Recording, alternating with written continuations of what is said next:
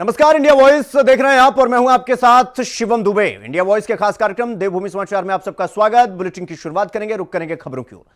उत्तराखंड निकाय चुनाव के बीच कांग्रेस को बड़ा झटका लगा है। कांग्रेस के 3 बड़े नेताओं ने चुनावी राह में कांग्रेस का हाथ छोड़ दिया। आपको बता दें कि कांग्रेस प्रदेश उपाध्यक्ष मथुरा दत्त जोशी और बिट्टू कर्नाटक और प्रदेश महामंत्री जगत सिंह खाती ने कांग्रेस से अपने पदों से इस्तीफा देने के बाद बीजेपी का दामन थाम लिया। आज मुख्यमंत्री धामी ने तीनों को ससम्मान पार्टी में शामिल करवाया। इस दौरान बीजेपी प्रदेश अध्यक्ष महेंद्र भट्ट के साथ तमाम नेता मौजूद रहे। तो वहीं दोनों नेताओं ने अपना इस्तीफा कांग्रेस के राष्ट्रीय अध्यक्ष मल्लिकार्जुन खड़गे को भेज दिया। उत्तराखंड में निकाय से पहले उपाध्यक्ष का पार्टी छोड़ना कांग्रेस के लिए बड़ी क्षति मानी जा रही है।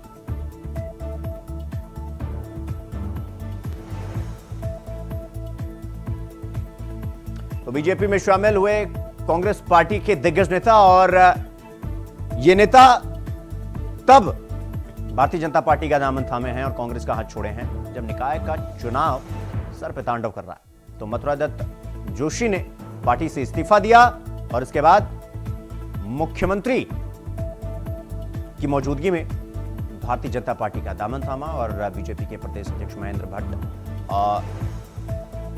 उन्होंने पार्टी ज्वाइन करवाई और 3 बड़े नेता कांग्रेस के आज उन्होंने भारतीय जनता पार्टी का दामन थाम लिया।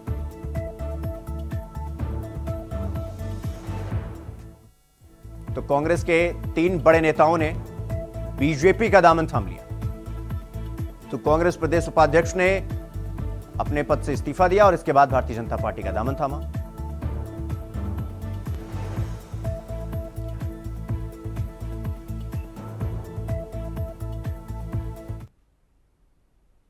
तो वहीं कांग्रेस के पूर्व उपाध्यक्ष के पार्टी छोड़ने पर कांग्रेस प्रदेश अध्यक्ष करण माहरा ने इंडिया वॉइस से क्या कुछ कहा है, एक बार सुनिए।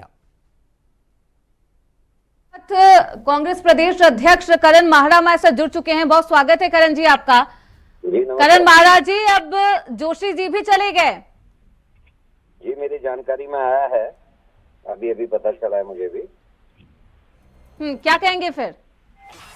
देखिए, पार्टी नाराज थी वो, मना नहीं पाई कांग्रेस पार्टी? नहीं, कांग्रेस, मैं खुद गया था उनके पास 2 दिन पहले, बातचीत भी हुई थी और उनकी कुछ शर्तें भी थी जिनमें वो जानते हैं क्योंकि संगठन में रहे हैं कि जो उनकी मांग थी वो एकदम से नहीं की जा सकती थी, उसमें समय लगता है टेक्निकली।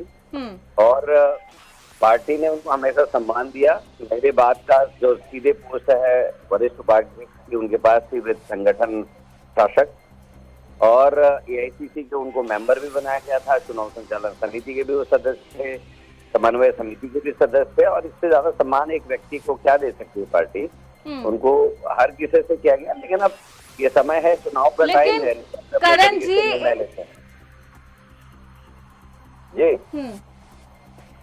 जी जी करण माहरा जी, इतने सम्मान देने के बावजूद भी वो रुके नहीं। ये भी कहा जा रहा है कि आप वहां नहीं गए थे, आपने किसी कार्यकर्ता को भेजा था उन्हें मनाने के लिए। नहीं, ये तो आप इसका जवाब मथुरा दत्त जी दे सकते हैं। सारे लोग 31 मना रहे थे और मैं मथुरा दत्त जी के घर में उनको मनाने का काम कर रहा था। और 31 तारीख की रात को 9:30 पौने 10 बजे तक मैं करीब उनके घर में था और लगातार 2-3 घंटे हम वहां बैठे रहे, मैं और अमरजीत जी। और ये इस तरीके का आरोप जो लगा रहा है, इसका उत्तर वही दे सकता है कि मैं गया या नहीं गया। करण जी, आप गए थे या फिर अमरजीत जी गए थे? मैंने मथुरा दत्त जोशी जी के पास मैंने आपको बता दिया कि मैं और अमरजीत दोनों साथ में गए थे और 31 तारीख को जब आप लोग 31 मना रहे थे, मैं पौने 10 बजे तक उनके घर में उनको मनाने का काम कर रहा था। उसके बाद वो दूसरे दिन ऑफिस भी गए, उनका इंटरव्यू भी है, उसको आप देख सकते हैं। जिस इंटरव्यू में उन्होंने खुद कहा कि अध्यक्ष जी मेरे घर आए थे और मैंने उनका सम्मान किया है। तो इतना मनाने के बाद भी ऐसा क्या हो रहा है करण जी कि बार बार कांग्रेसी और खास तौर पर जो वरिष्ठ नेता है वो कांग्रेस पार्टी छोड़कर जा रहे हैं? ऐसा है कि उत्तर जो गए हैं वही दे सकते हैं, तो उत्तर मैं नहीं दे सकता। नहीं, लेकिन सर प्रदेश अध्यक्ष तो आप है ना? तो भाई, मैंने जो चीजें हम कर सकते थे मैंने बता दिया। आप अपने वर्ड मेरे मुंह में क्यों डाल रही है? करण जी, आप मुझसे क्यों नाराज हो रहे हैं? नहीं, मैंने आपके नेता चले गए हैं छोड़कर। मैंने उत्तर आपको दिया कि हमने क्या क्या प्रयास किए, क्या क्या पद उनको दिए गए। उसके बाद जो गया है वही लेकिन उत्तर किशोर दे सकता है। उपाध्याय वो भी बीजेपी में शामिल हो गए। हाँ, जोशी तो बिष्ट हो। आज किशोर उपाध्याय जी की क्या स्थिति है पार्टी में, आप देख लीजिए। लेकिन वो तो वहीं बैठे थे उनके साथ बगल में, आपने आज शायद देखा जंगल- नहीं होगा। आज जंगल जमीन मैं ट्रेवल कर रहा हूँ, जंगल जमीन और भी जितने मुद्दे उनके थे, आज किशोर उपाध्याय जी के आपको बीजेपी में जाने के बाद कौन हो गए हैं, गायब हो गए हैं। समय लेकिन करण जी, और काल जो है उसका उत्तर देना पड़ता है। ठीक है करण जी, जो आपके निष्ठावान जो नेता है, वरिष्ठ नेता है, उनका जाना इस तरीके से और आपको ठेस पहुंचाता है या फिर नहीं? मैंने पिछले इंटरव्यू में अभी थोड़ी देर पहले ही बोला कि मुझे मथुरा दत्त जी के जाने का दुख है, क्योंकि वो लगातार 3 साल से मेरे संग काम कर रहे थे, बहुत गहनता से हम दोनों मिलकर काम कर रहे थे। अब हालात और परिस्थितियां ऐसी थी जिसपे निर्णय भी कभी कभी करने पार्टी को पड़ते हैं, और पार्टी के साथ व्यक्ति को चलना चाहिए। 48 ईयर्स उन्होंने पार्टी के संग रह के काम किया है और उनका ये निर्णय मुझे दुख दिया है। बहुत शुक्रिया करण महाराज जी हमारे साथ बातचीत करने के लिए, अपना वक्त देने के लिए। तो कांग्रेस के वरिष्ठ नेताओं के बीजेपी में शामिल होने के बाद सीएम धामी ने फेसबुक पर पोस्ट करके शुभकामनाएं दी। सीएम धामी ने फेसबुक पर पोस्ट करते हुए लिखा कि आदरणीय प्रधानमंत्री नरेंद्र मोदी जी के कुशल नेतृत्व में हमारी डबल इंजन सरकार द्वारा संचालित विभिन्न जन कल्याणकारी नीतियों से प्रभावित होकर उत्तराखंड कांग्रेस के प्रदेश उपाध्यक्ष मथुरा दत्त जोशी, पूर्व दर्जाधारी मंत्री और कांग्रेस नेता बिट्टू कर्नाटक जी और पूर्व कांग्रेस प्रदेश महामंत्री जगत सिंह हाथी जी को बीजेपी की सदस्यता ग्रहण करने पर अनंत शुभकामनाएं। आप सभी का भाजपा परिवार में हार्दिक स्वागत और अभिनंदन।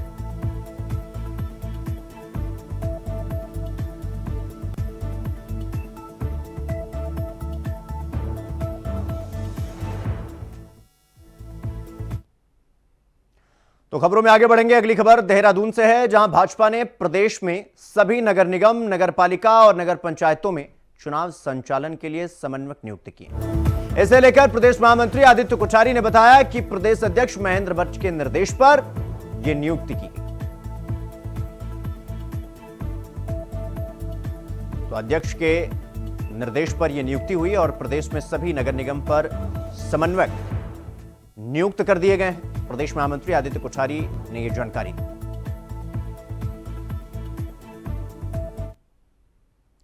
तो वहीं जिलाधिकारी सौरभ गहरवार और पुलिस अधीक्षक अक्षय प्रहलाद कोंडे ने साल 2025 केदारनाथ यात्रा को अच्छे तरीके से संचालित करने के लिए केदारनाथ धाम और यात्रा मार्ग में चल रहे निर्माण कार्यों का जायजा लिया। जिलाधिकारी ने अधिकारियों से बातचीत की और निर्माणाधीन भवनों के अंदर चल रहे कामों को जल्द ही पूरा करने का निर्देश दिया। जिलाधिकारी ने श्रमिकों से बातचीत करते हुए उनका हौसला भी बढ़ाया और बधाई देते हुए कहा कि सभी लोग विषम और कठिन परिस्थितियों में भारी बर्फबारी में काम कर रहे हैं। उन्होंने सभी को अपने स्वास्थ्य का विशेष ध्यान रखने को कहा और अधिशासी अभियंता डीडीएमए को निर्देश दिए।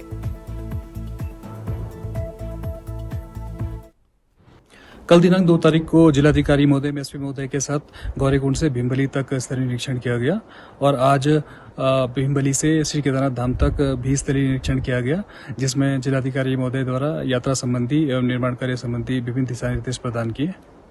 जैसा कि विदित है, माननीय मुख्यमंत्री महोदय द्वारा एक बहुत ही अच्छी पहल शुरू की है, जिसमें आगामी यात्रा की तैयारी यात्रा के पूर्व में ना करते हुए पूर्व यात्रा के अंत से ही शुरू हो जानी चाहिए। उसी के निर्देशन के क्रम में मेरे द्वारा आज केदारनाथ धाम का भ्रमण किया गया।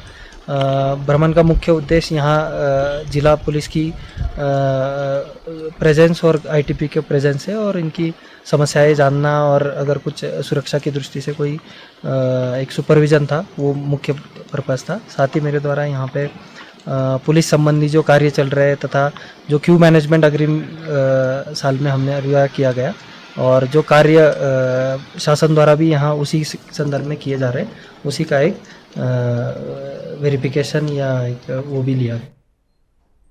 तो अल्मोड़ा निकाय चुनाव में बनाए गए जोनल मजिस्ट्रेट और सेक्टर मजिस्ट्रेट अधिकारियों का प्रशिक्षण विकास भवन सभागार में आयोजित हुआ और इस दौरान जिलाधिकारी आलोक कुमार पांडे ने कहा कि चुनाव को निष्पक्ष और शांतिपूर्ण तरीके से कराना हम सभी की जिम्मेदारी।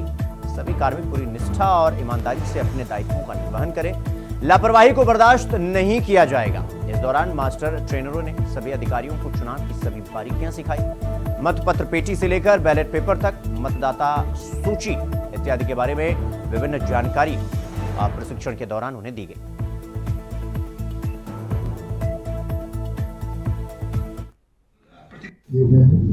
और इनकी बहुत क्रूशियल ड्यूटियां होती हैं और ये सारे अपने बूथों को देखने से लेकर पीठासीन अधिकारी, मतदान अधिकारी सब पे एक तरह से सुपरविजन का ही काम करते हैं और आरओ की आंख में काम होते हैं।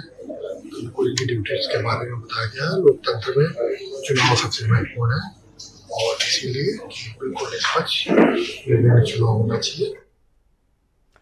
तो आमतौर पर चुनाव के परिणाम आने के बाद किसी पार्टी को सफलता या असफलता मिलती है, हार या जीत होती है, लेकिन बीजेपी को चुनाव से पहले ही सफलता हाथ लग गई। जी हां, आपको बता दें कि दिनेशपुर में 2 लोगों का नाम वापसी के बाद प्रशासन ने मंजीत कौर को विजय श्री का प्रमाण पत्र प्रदान करने के बाद भारतीय जनता पार्टी के उम्मीदवार निर्विरोध दिनेशपुर नगर पंचायत के अध्यक्ष बने। इस दौरान गदरपुर तहसील से दिनेशपुर तक विजय जुलूस निकाला गया और इस तरह से उत्तराखंड के नगर निकाय चुनाव में बीजेपी का खाता खुल गया। इस दौरान मंजीत कौर के पति और पूर्व अध्यक्ष कंवल सिंह ने यह कहा कि मेरा दिनेशपुर नगर पंचायत क्षेत्र को एक आदर्श नगर पंचायत क्षेत्र बनाने का लक्ष्य है। उन्होंने कहा कि अस्पताल का उद्धार करना और गौशाला को बनाना और ये मेरी जिम्मेदारी है। और इसके अलावा उन्होंने कहा कि मेरी जीत जनता की जीत है।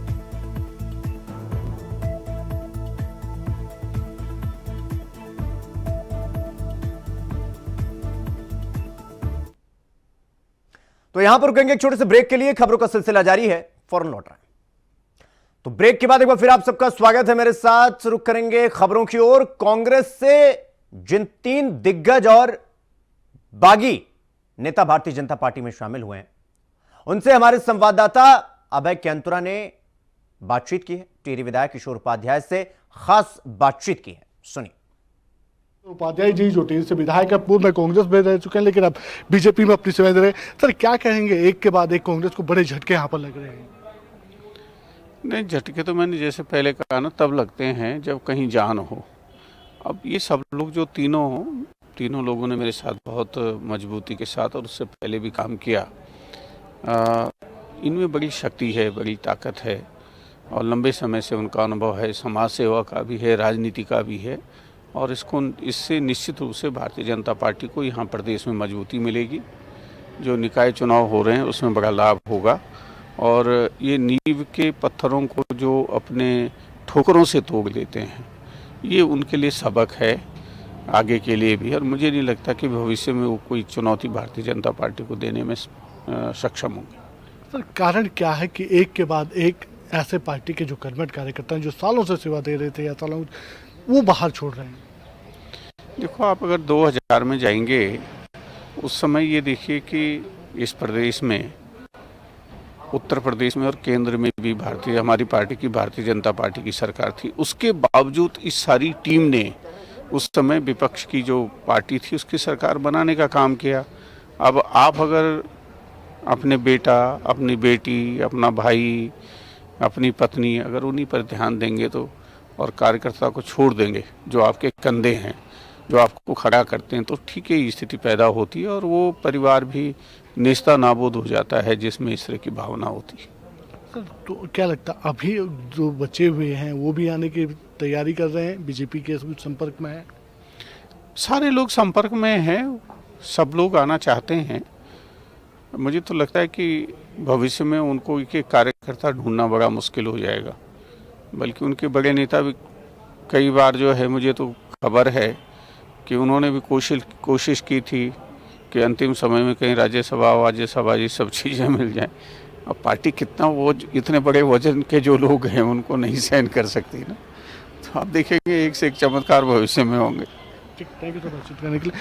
तो बिल्कुल ये कह सकते हैं कि बीजेपी में इस समय बड़ा उत्साह का माहौल यहाँ पर देखने को मिला, क्योंकि निकाय चुनाव है और निकाय चुनाव के बीच में जिस प्रकार से कांग्रेस के कार्यकर्ता बीजेपी में शामिल हो रहे हैं, कांग्रेस के नेता जिस प्रकार से बीजेपी में शामिल हो रहे हैं, तो कांग्रेस के लिए तो दुखद खबर कह सकते हैं, चिंता का विषय कह सकते हैं, लेकिन बीजेपी के लिए राहत और खुशखबरी देने वाली खबरें कही जा सकती है। जी तो अगली खबर हल्द्वानी से है, जहां उत्तराखंड मंडी परिषद के अध्यक्ष अनिल कपूर उर्फ डब्बू का विवादित बयान सामने आया।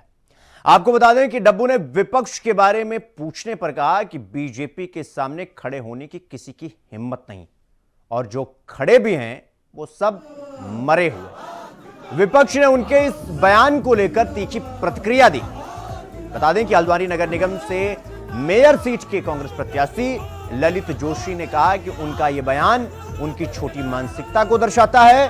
बीजेपी का हर नेता घमंड में इतना मगरूर है, चूर हो चुका है कि सभी को मरा हुआ समझने लगा।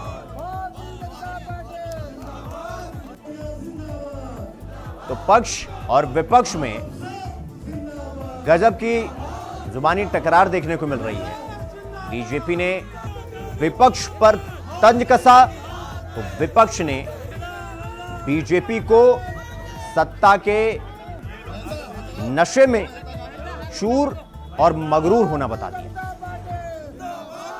यह बीजेपी की छोटी मानसिकता को दर्शाता है। बीजेपी, ये कांग्रेस के नेता कह रहे हैं।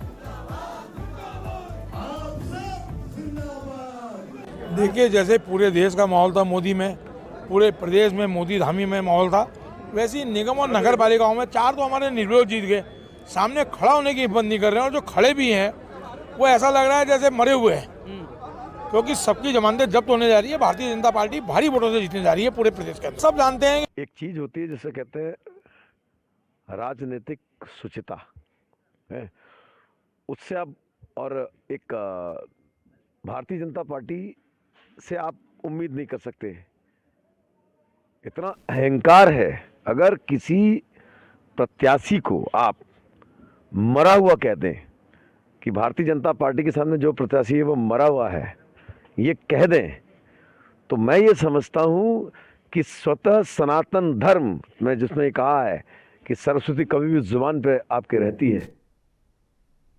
तो खबरों में आगे बढ़ेंगे। अगली खबर कालाढूंगी से है, जहां नगर पालिका अध्यक्ष और पार्षद पद के लिए उम्मीदवारों को चुनाव चिन्ह देने की प्रक्रिया पूरी हो गई है, और चुनाव चिन्ह को लेकर सबसे ज्यादा बेचैनी निर्दलीय प्रत्याशियों में दिखाई दी। आपको बता दें कि कालाढूंगी नगर पालिका अध्यक्ष पद पर बीजेपी के पूर्व और निवर्तमान अध्यक्ष पुष्कर कत्यूरा को चुनाव चिन्ह गैस सिलेंडर मिला है।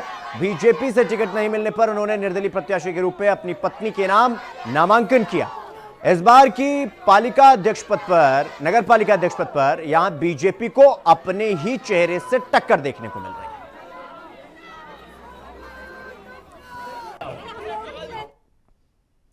तो उत्तराखंड के देहरादून जिले में शासन के निर्देश पर मदरसों की जांच शुरू कर दी गई है, और जिलाधिकारी समीन बंसल ने इसके लिए तहसील स्तर पर कमेटियां भी गठित कर दी हैं, जो एसडीएम की अगुवाई में जांच रिपोर्ट को तैयार करेगी और जिलाधिकारी को सौंपेगी। जिलाधिकारी समीन बंसल ने कहा कि सभी एसडीएम, जिला अल्पसंख्यक कल्याण अधिकारी और शिक्षा विभाग से समन्वय बनाकर मदरसों का सर्वे कर नियम के अनुसार कार्रवाई कर रिपोर्ट सौंपे। जिलाधिकारी ने कहा कि सभी एसडीएम और अपनी तहसीलों में संचालित पंजीकृत मदरसों और गैर पंजीकृत मदरसों का पूरा विवरण सौंपें। जो मदरसे पंजीकृत हैं यानी रजिस्टर्ड हैं, उनमें मानकों के पालन की स्थिति, जैसे एनसीईआरटी पाठ्यक्रम से पढ़ाई या फिर मिड डे मील या फिर स्वच्छता, प्रकाश की व्यवस्था, मूलभूत सुविधा, इन सब की एक रिपोर्ट बनाकर वो सौंपे।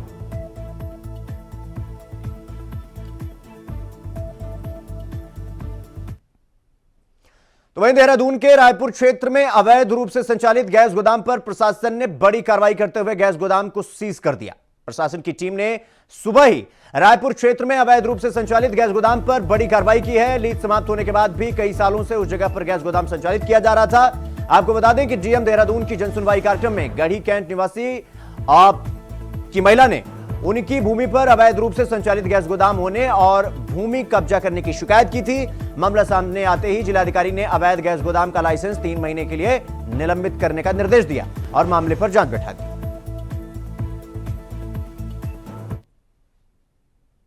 तो रुक करेंगे अगली खबर की ओर। हरिद्वार में नशा मुक्ति अभियान के तहत ड्रग इंस्पेक्टर अनीता भारती ने मेडिकल स्टोर पर छापेमारी करते हुए नारकोटिक दवाइयों का जखीरा बरामद किया। ड्रग इंस्पेक्टर अनीता भारती और सुमन नगर चौकी इंचार्ज अर्जुन सिंह की अगुवाई में यह छापेमारी का पूरा कार्रवाई किया गया। मेडिकल स्टोर पर छापेमारी करने के बाद ड्रग इंस्पेक्टर ने स्टोर संचालक के घर पर छापा मारा, जहां 10,000 के लगभग नारकोटिक्स की टैबलेट और इंजेक्शन बरामद हुए। पशुओं के मेडिकल स्टोर की आड़ में घर की महिला नशीली दवाओं का कारोबार कर रही थी और ड्रग इंस्पेक्टर अनीता भारती का नशीली दवाओं के खिलाफ लगातार कार्रवाई जारी है।